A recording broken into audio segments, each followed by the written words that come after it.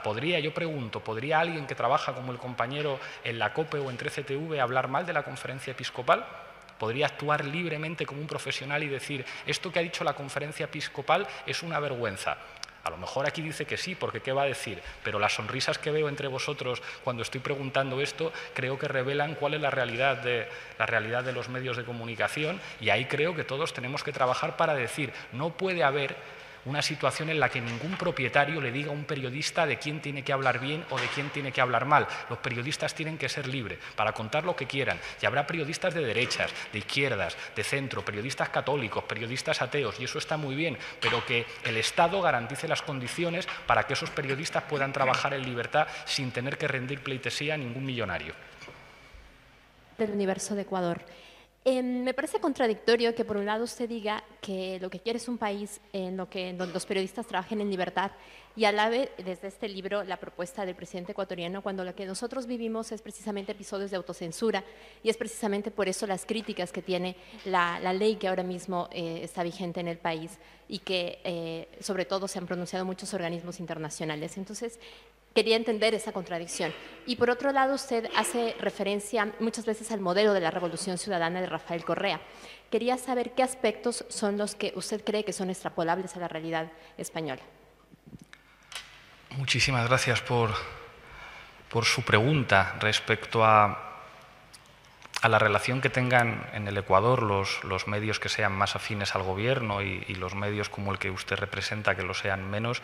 Creo que eso es un elemento de salud democrática, que haya periodistas en Ecuador que critiquen de manera contundente al gobierno y que pueda haber otros que lo defiendan. Y como decía antes, desconozco las características de la regulación, pero creo que es una cosa enormemente positiva que haya periodistas ecuatorianos tan agresivos con la acción de su gobierno, y más en un contexto en el que los apoyos electorales a Correa no han dejado de crecer en los últimos años. Es difícil encontrar un presidente en el mundo tan apoyado por su gente, por los ciudadanos de Ecuador, algo que además no se corresponde con los porcentajes de los medios de comunicación. Es curioso que haya países en los que el 60, el 70% de los ciudadanos vota a favor de un presidente y, sin embargo, el 80, el 90% de los medios de comunicación están en contra de ese presidente. Eso ocurre de manera muy habitual en América Latina.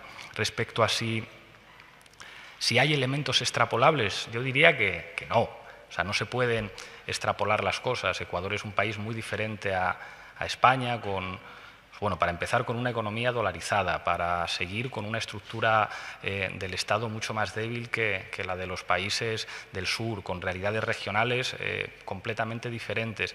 Pero creo que ha tenido resultados macroeconómicos en los últimos 10 años, corríjame si me equivoco, muy positivos, y que contribuyen a explicar el éxito electoral de Rafael Correa. Se ha reducido la desigualdad, se ha reducido la tasa de paro, prohibieron las comisiones en los cajeros automáticos y fueron capaces de disciplinar comportamientos abusivos del sector financiero, lograron hacer una reestructuración de la deuda sin ningún drama, los acreedores se pusieron a la cola, entendieron que tenían que cobrar un poquito menos, se produjo una mejora notable en las condiciones de trabajo. Ecuador, a través del programa Prometeo, está haciendo algo que esto a mí me da una enorme envidia.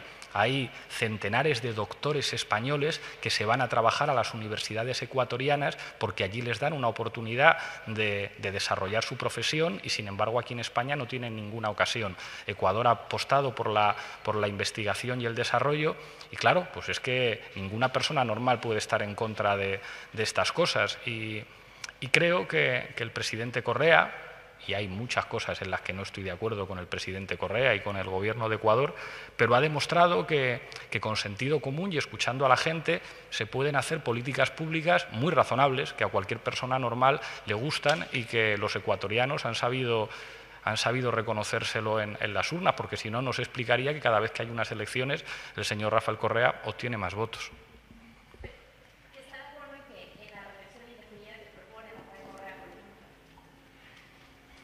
Fíjese, en España hay reelección indefinida.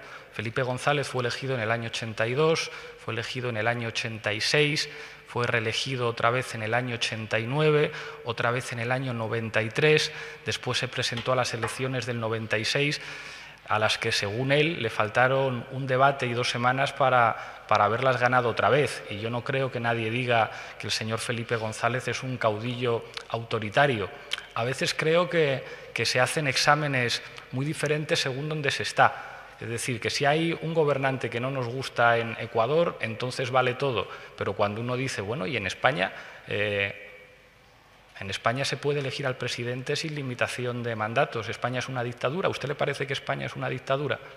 Pues aquí se puede elegir al presidente 30 años seguidos y no hay ningún problema. O sea, yo pregunto, ¿podría alguien que trabaja como el compañero en la COPE o en 13TV hablar mal de la conferencia episcopal?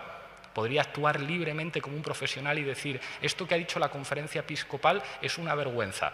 A lo mejor aquí dice que sí, porque ¿qué va a decir? Pero las sonrisas que veo entre vosotros cuando estoy preguntando esto creo que revelan cuál es la realidad de los medios de comunicación, y ahí creo que todos tenemos que trabajar para decir, no puede haber una situación en la que ningún propietario le diga a un periodista de quién tiene que hablar bien o de quién tiene que hablar mal. Los periodistas tienen que ser libres para contar lo que quieran. Y habrá periodistas de derechas, de izquierdas, de centro, periodistas católicos, periodistas ateos, y eso está muy bien, pero que el Estado garantice las condiciones para que esos periodistas puedan trabajar en libertad sin tener que rendir pleitesía a ningún millonario. Del Universo de Ecuador. Me parece contradictorio que por un lado usted diga que lo que quiere es un país donde los periodistas trabajen en libertad y alabe desde este libro la propuesta del presidente ecuatoriano, cuando lo que nosotros vivimos es precisamente episodios de autocensura, y es precisamente por eso las críticas que tiene la ley que ahora mismo está vigente en el país y que sobre todo se han pronunciado muchos organismos internacionales. Entonces, quería entender esa contradicción. Y por otro lado, usted hace referencia muchas veces al modelo de la Revolución Ciudadana de Rafael Correa. Quería saber qué aspectos son los que usted cree que son extrapolables a la realidad española. Muchísimas gracias por su pregunta respecto a la relación que tengan en el Ecuador los medios que sean más afines al gobierno y los medios como el que usted representa que lo sean menos. Creo que eso es un elemento de salud democrática, que haya periodistas en Ecuador que critiquen de manera contundente al gobierno y que pueda haber otros que lo defiendan. Y como decía antes, desconozco las características de la regulación, pero creo que es una cosa enormemente positiva que haya periodistas ecuatorianos tan agresivos con la acción de su gobierno, y más en un contexto en el que los apoyos electorales a Correa no han dejado de crecer en los últimos años. Es difícil encontrar un presidente en el mundo tan apoyado por su gente, por los ciudadanos de Ecuador, algo que además no se corresponde con los porcentajes de los medios de comunicación. Es curioso que haya países en los que el 60, el 70% de los ciudadanos vota a favor de un presidente y, sin embargo, el 80, el 90% de los medios de comunicación están en contra de ese presidente. Eso ocurre de manera muy habitual en América Latina. Respecto a si hay elementos extrapolables, yo diría que no. O sea, no se pueden extrapolar las cosas. Ecuador es un país muy diferente a España, para empezar, con una economía dolarizada, para seguir con una estructura del Estado mucho más débil que la de los países del sur, con realidades regionales completamente diferentes.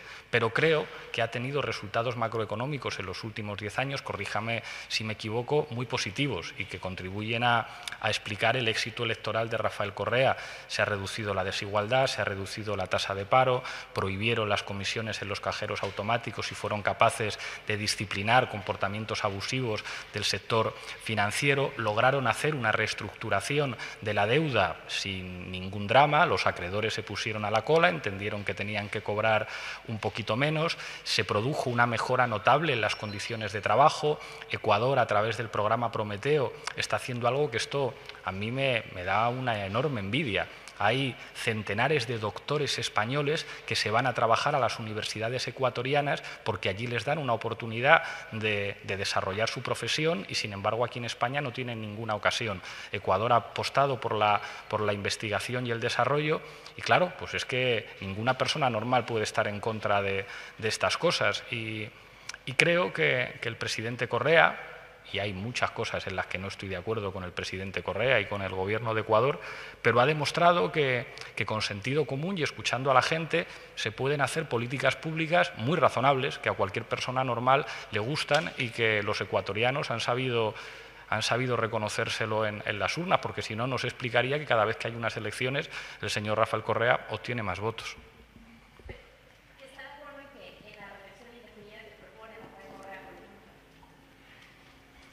Fíjese, en España hay elección indefinida. Felipe González fue elegido en el año 82, fue elegido en el año 86, fue reelegido otra vez en el